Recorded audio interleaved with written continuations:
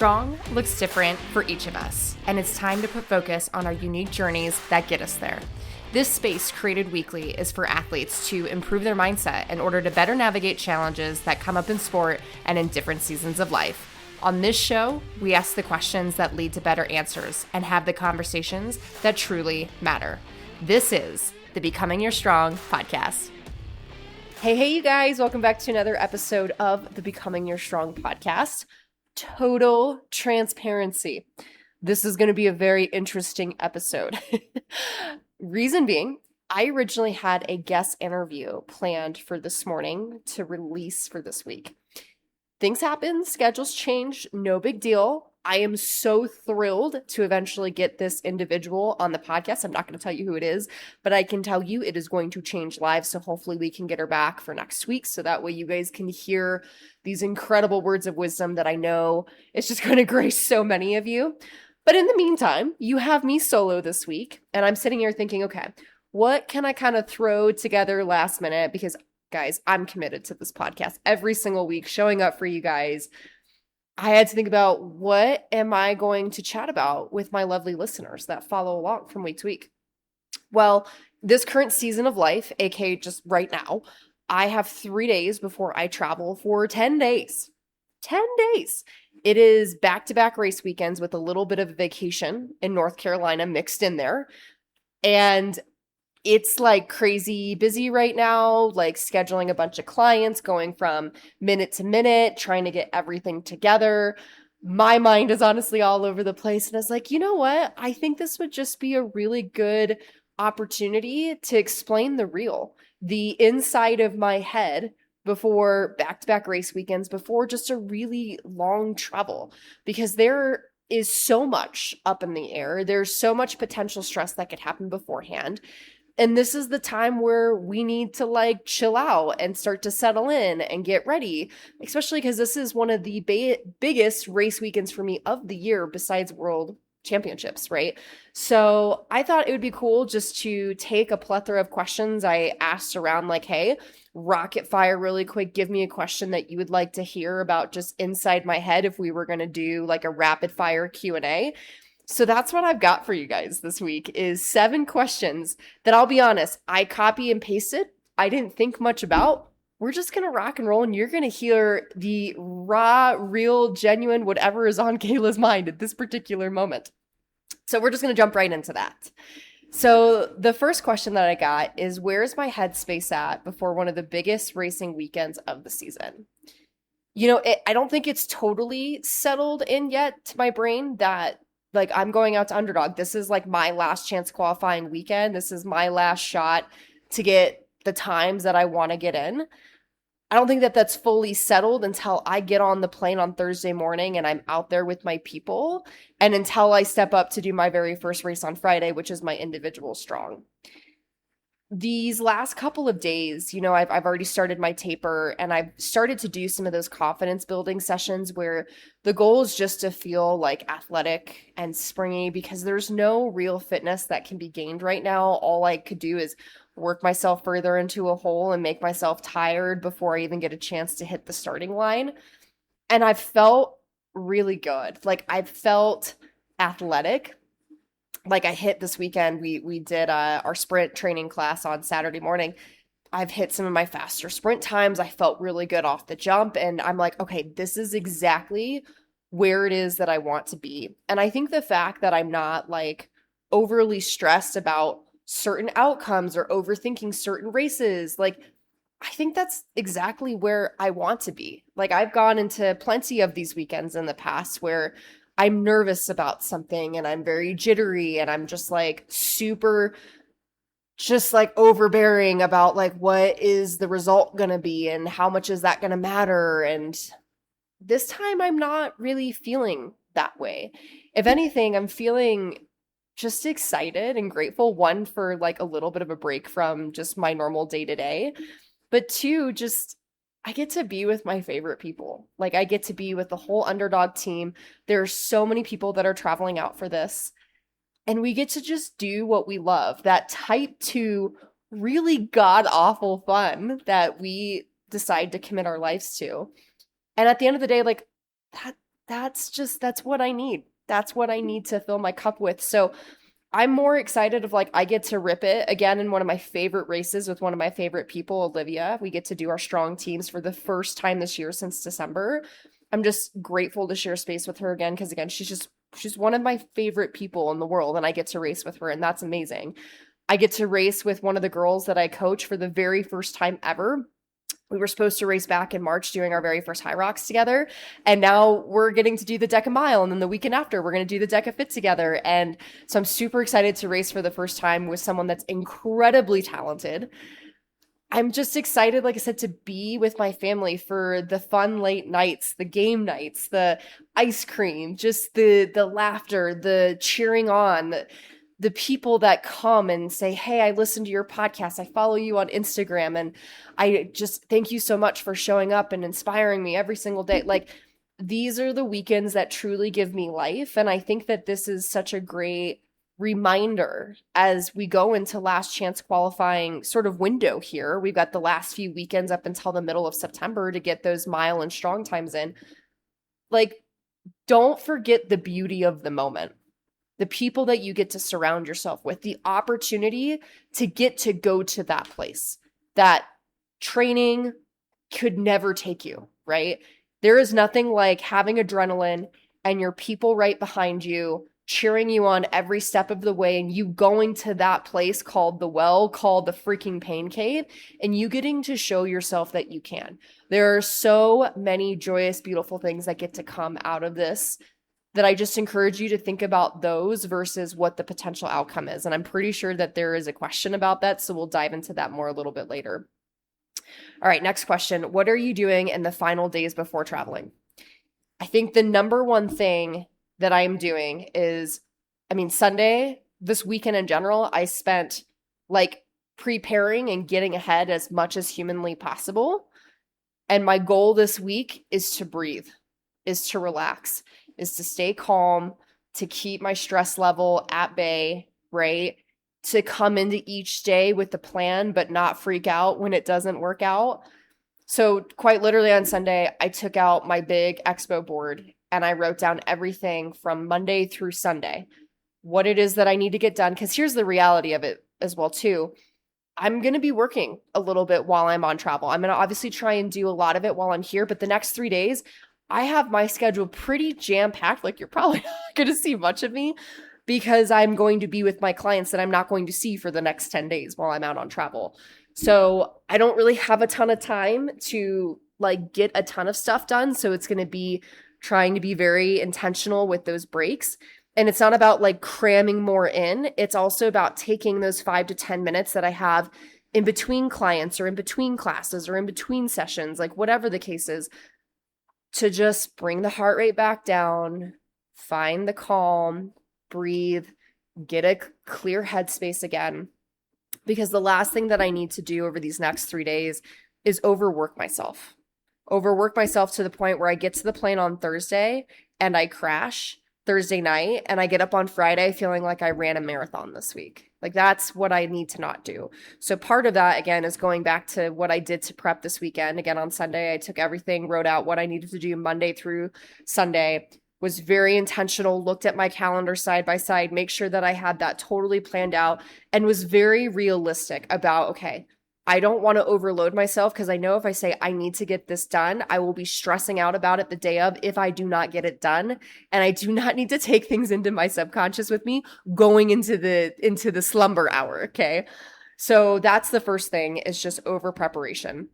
As far as like what I'm doing, like physically training wise, I've pulled back a lot. And since I know that travel takes a lot out of me, I'm going to heat and humidity.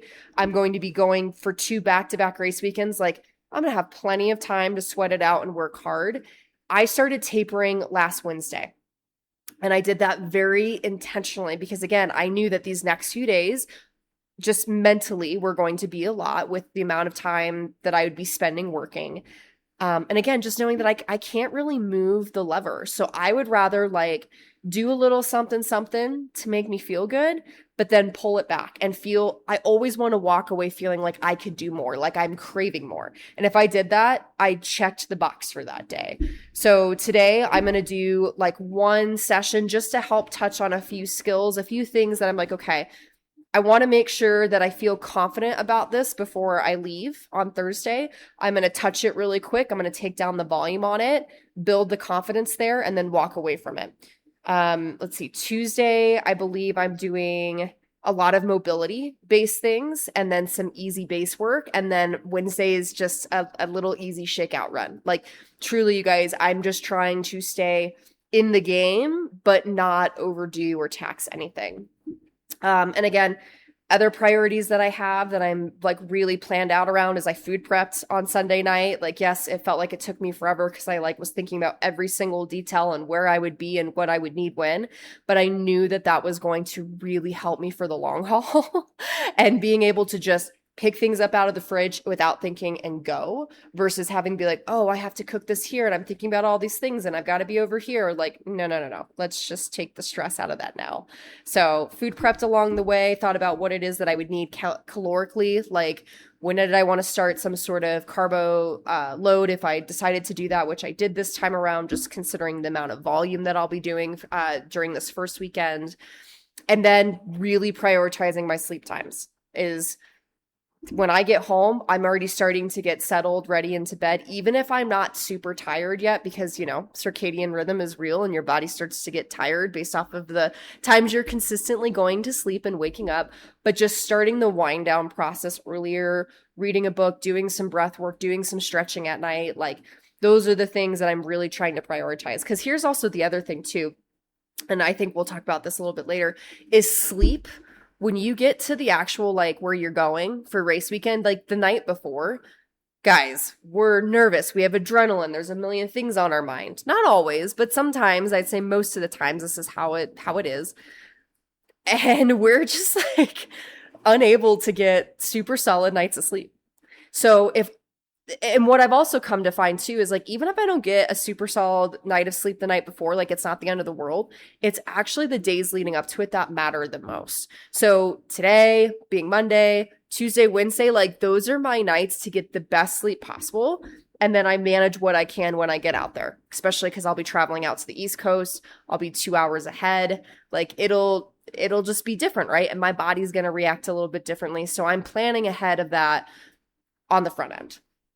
I think that's really what I'm doing the final days before traveling. Obviously, I'm packing. I tried to pack as much as humanly possible beforehand, so that way the night before I'm not like flinging everything all over the place. How do you approach nutrition while traveling? I think that this is a good segue because this is where I spent a lot of my time. Luckily, I was able to have a call with my nutritionist that's been helping me over the last couple of months just to go over my game plan for nutrition for leading up to it, mostly during the actual race weekend itself, just because that's when a lot of this stuff is going to truly matter. So the bigger things that I thought about when it came to nutrition was I already know what works for me the morning of the race. So I need to think about what I'm doing in between my races. On Saturday morning alone, I will be doing 3 very high intensity races within a 2 to 3 hour span. That is a lot. I have done 4 at World Championships, but spread out from like 8 a.m. to like 3 p.m. This is going to be a lot within, again, a 2 to 3 hour time period. So the fueling right before and in between the races is going to be incredibly important. So I talked a lot about that. Happy to walk through just my game plan for those of you that find that maybe you are racing at Underdog this weekend, or maybe you have a similar race situation coming up in the upcoming weekends. So for me personally, I find that a bagel in the morning works really well. Some people like oatmeal. Basically, the biggest thing for that 2 hour time period before, we want low in fiber, low in fat, and we want high in carbohydrates. Totally fine to have some proteins in there. Fiber is going to make you overly poop. Fats are very slow digesting, so it's going to potentially cause some GI distress. So that's why I say try and stay away from those things. So a bagel, like I said, typically works really well for me.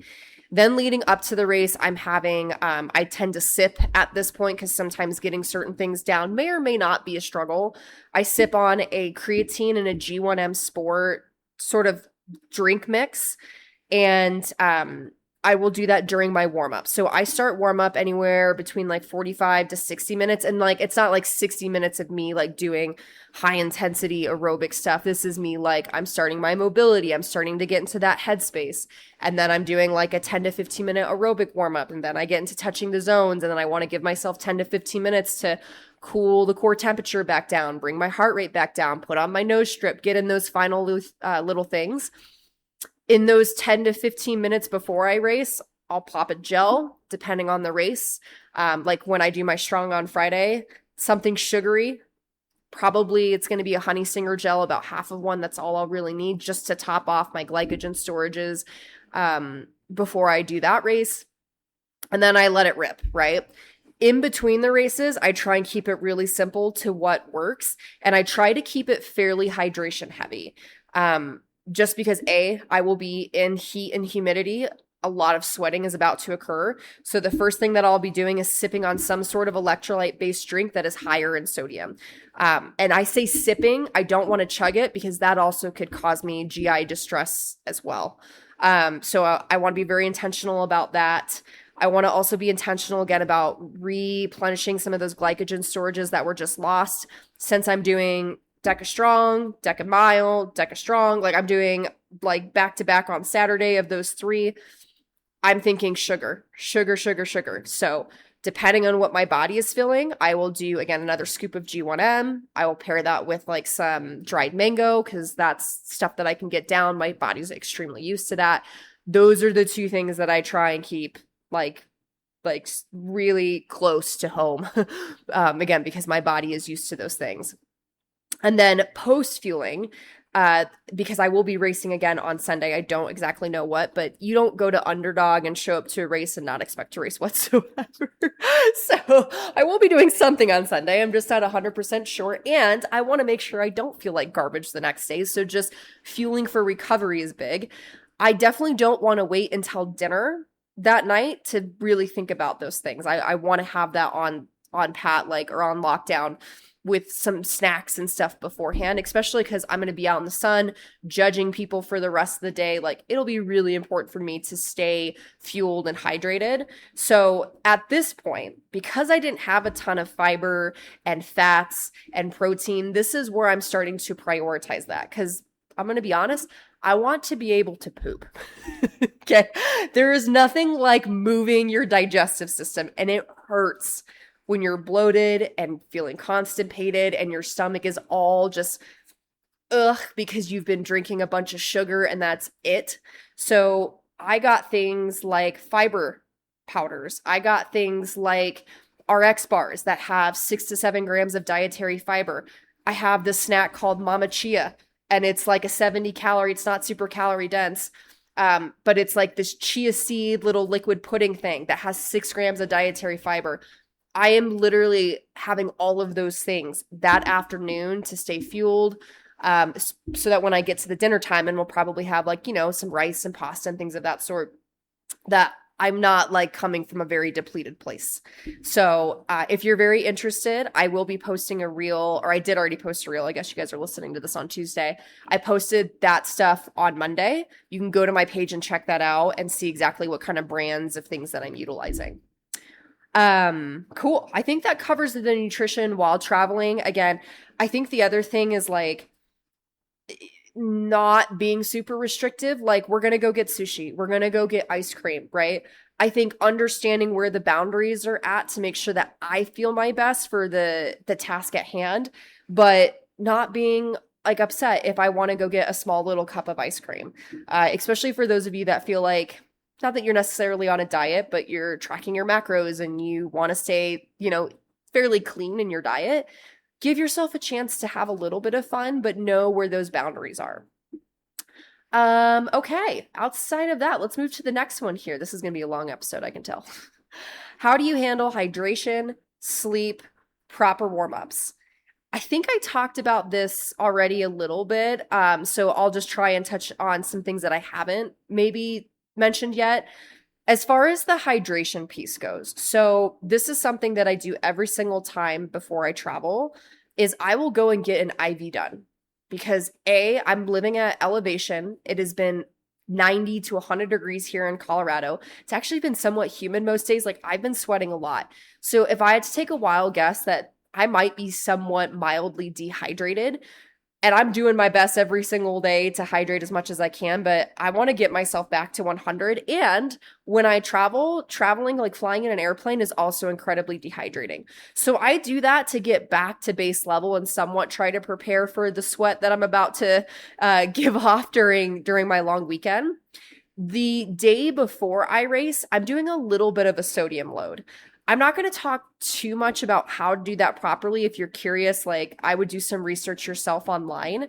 But I will be doing probably 2 element packets the day before I race on Friday and 2 the same on that Friday after I get done racing, just to help again with the fact that I will be sweating a lot on Saturday. I will be out in the sun. So I'm really trying to prioritize some sodium, especially because my diet is so clean. I already don't have a ton of sodium that I'm consuming, so I need to be good about getting some of that in. Those are the 2 things hydration wise that I would say are special outside of just like drinking plain water. Then as far as sleep goes, again, I mentioned this, you want to prioritize the first few days before you're traveling or before the race because it's kind of a toss up, especially if you're traveling to different time zones, to beds that you don't normally sleep in. Like you're going to be around people that want to stay up and play games. Like you don't know what's going to happen, right? I would say maybe if you're feeling tired at all on the plane or when you arrive, like maybe try to work in little cat naps, little 15 to 30 minutes where even if it's just shutting your eyes and you don't actually even fall asleep, that can be incredibly restorative. So if you're not getting good sleep in the nights before, like just trying to figure out when you could just rest and make sure your body is coming back from that fight or flight state. Proper warm-ups, honestly, I think this is going to come down to the conditions. So I am a warmer upper. I talk about warm-ups quite often because I have exercise induced asthma. And so if I don't warm up my aerobic system properly, I get like my asthma will flare pretty badly, even with an inhaler. So I have to be careful. And I'm always a big advocate of doing anywhere from 10 to 20 minutes of aerobic work beforehand. I have done that, however, especially at this heat and humidity that I will be facing again this weekend. And it taxed me, I think, a little bit more than I wanted to. So if it's already really hot where you're at, you might not need to warm up as much as you normally do, right? Because your body is physically already warm. We need to keep that core temperature at bay because if it gets too high, now your body is overworking and it's in a state that's not necessarily going to help you for the race to come.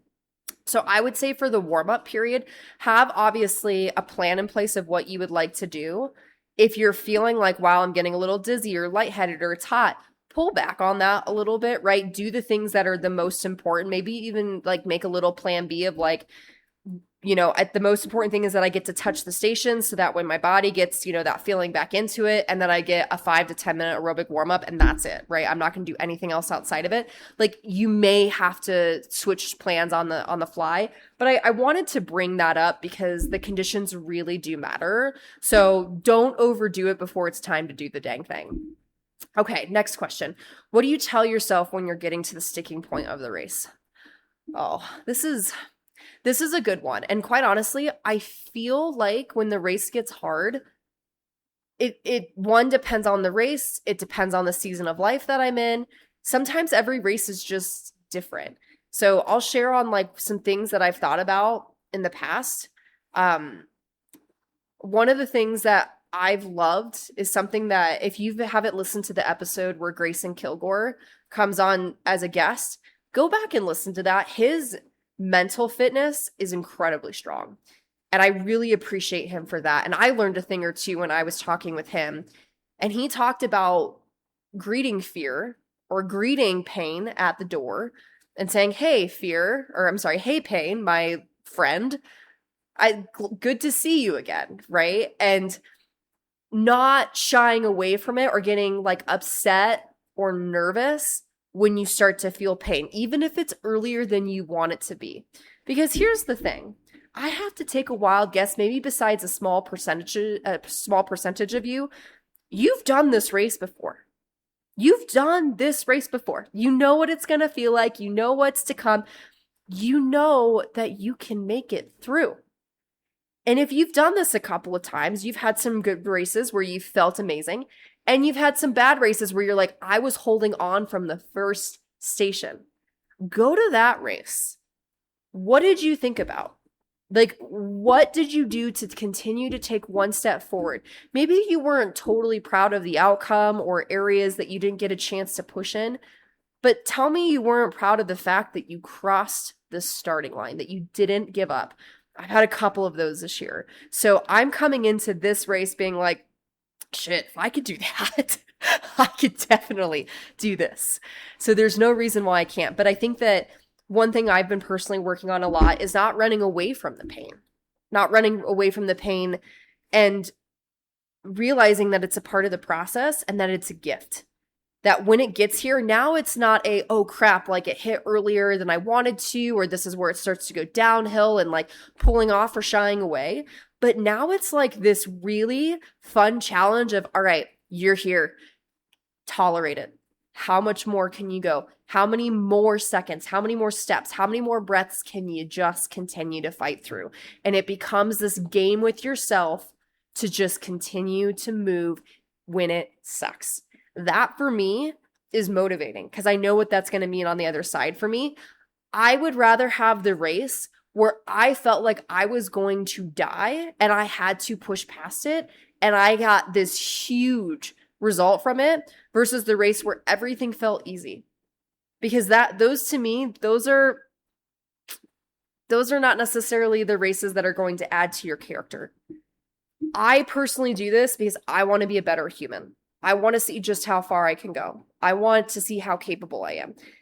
And I think that that's an important reminder that we need to sit here before we go into one of these big race weekends is to remind ourselves, like, why do we do this? Who do we want to become through this process? Not just through training, but through the race itself. Who do we want to be on the other side? How do we want to show up in a way that will make us proud? Answering those questions will put us into the right headspace where we're no longer worried about our bike split or about anything else. Like, we're just worried about the things that are the most important to us. And I think that will help. I think another thing too is sometimes it's hard to say like what I will say during a certain sticking point of a race because I'm just trying to find flow. And sometimes flow for me is not thinking about anything at all. Actually, it is just not thinking about anything at all. Or when I get to the ski or when I get to the bike, I'm counting my breaths. I'm counting certain things to keep my head focused on what's most important, not the, okay, my heart rate's starting to come up. This is where the race finally starts, like things of that sort. Like I'm trying to pull away from that and just focus on being with myself and being present in the moment. So I don't know if any of that truly helps. But again, I would refer you back to the episode with Grayson because I think he says a lot of really awesome things. Okay, last few questions here, and then I promise I'll shut up. What would make the trip a success, even if you do not hit the results that you want? Honestly, like I said at the very beginning, just getting to be with my people, like, that's the success. Getting to share space and work on being better humans and going to that place with other people that, like I said, that I just absolutely love and adore. Like, that's the real win. That's the only win. The results, the PR, those are the icing on top of the cake for sure. But I also think that it is okay as well too, and this is maybe a side tangent from what the real question is. I think it's okay to not get the result that you want and be somewhat disappointed. I didn't get the result that I wanted from this last time that I went out. I was hoping to get closer to, a 13-minute strong. Of course, I'd love to go back into the 12s again. And I got a 13:20. And that's the slowest that I've gone in that race in a little while. And so I was like, shoot, am I going backwards? And I started to doubt myself and doubt my training.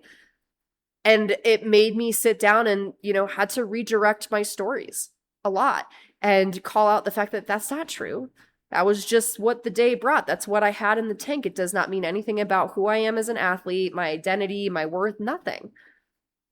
But now what I get to do is choose how I react coming out of this. Now I get to do what I do best. And one of the reasons why I love to freaking coach is I get to figure out a strategy, a game plan, something that I can commit to coming back here and feeling more confident that I can knock it out of the park. And I did that. I got really intentional on certain stations about what it is that I wanted to train over the last 6 to 8 weeks that I've been back home. And now I get to go out and do it again. And I feel good to the point where it's like, I focused, I put in the work, I just get to go let it rip. And if it doesn't happen in the way that I hoped that it does, okay, well, guess what? The worst thing that happens is I gained some more information. I started to figure out the lessons that life is really trying to teach me at this point in time, right? There is never anything to lose, you guys. There's only stuff to gain. Only stuff to gain. Okay, last question. What would another year of qualifying for elite mean to you? You know, I have a very fun story where my mom is the one that got me into DECA in the first place. She's kind of the one that's honestly gotten me into everything that I've done in the last 5 years since I've lost weight. 5-6 years? It's been since 2018. I guess that's 7. Wow, that's crazy to think about that it's been that long now. What a journey it's been. But ever since I decided to go all in on myself and really see what I'm capable of in this lifetime, my mom has been there by my side being like, oh, if I were you, I'd try this ninja stuff. Went and did American Ninja Warrior for a couple of years. And then she introduced me to DECA, and that's where I really found that I flourish and where I love to spend my time. And I remember going to World Championships and watching the elite women and just how strong and courageous, gritty they were. And I was like, I want to be that. I want to be one of those girls. I want to line up next to one of those people. Because if I could be that one day, wow, the things that I would accomplish, not just in my athletics, but in my life, how proud I would be after the years that I've spent doubting myself and living the years of never being enough. It would be so amazing to look and to feel that way. Not for anyone else, but for myself. But also as a byproduct of that, I'm sitting here watching this and it's like, wow, if I can make other people inspired on the sidelines by my story, because I chose to not give up and I chose to put in the work and I chose to do all these things mentally and emotionally to prepare me for these moments. Gosh, that would be so cool to have people on the sidelines, just like how I feel right now, being like, thank you for showing up for you. I appreciate it so much. What a gift that would be to give that kind of impact, right? So after seeing that my first year at World Championships, I was like, I'm going to make it there. I'm going to become that person. I'm going to get myself to that level and I'm going to be there. And the next year I was there. And the next year after that, I was there. And this year I feel very confident that I will be there again. And so for me, this is more than just defending world championship titles, because trust me, if all I think about is the fact that Kevin and I are going after a 3-peat in the mile this year, that I have a chance to do really well again in the DECA Strong Elite Women's Race, if that's all I think about are those things, Olivia and I don't want to share that story again, but we had a really tough ending to our season in December. And we get a chance to go back out and fight for what's ours again. You know what I mean? There's a lot of things that I could think about and let that stress me out. Or I could think about why I started all this stuff in the first place. And so for me, qualifying elite is not about the recognition. It's not about the result. It's about the person that I've become because I chose to chase something greater than myself and something that scared the shit out of me. And that's what it will always be about. So each year that I show up as that, it's not just a representation of my fitness. It is a representation of who I've become in this process. And so I think that's where I would leave you guys today, is to think about all the goals that you have and think about, if you were to achieve those goals, is it going to create the person that you genuinely want to become? And if it's not, why do you have the goal in the first place? Flip the script and think about, who is it that you want to show up on the starting line as? And align your goals, align your actions, align your behaviors to that. Because at the end of the day, that's what really matters. Thank you guys so much for showing up for you today. I hope that this episode helped in some way, shape, or form, that you're able to take something away from it. Be sure to share it with someone else that also needs to hear something that might be able to gain something from this. And next week, stay tuned. We might be able to get our girl on. I will tell you it is a girl. I'm very excited about, again, who we will have coming on as a guest interview here soon. Or might be some of my underdog teammates. We'll see. So you guys will just have to stay tuned. But have a great weekend. Good luck if you are racing. I will see those of you out on the East Coast that are joining me for the big underdog event. And I hope you guys have a great week. See you then.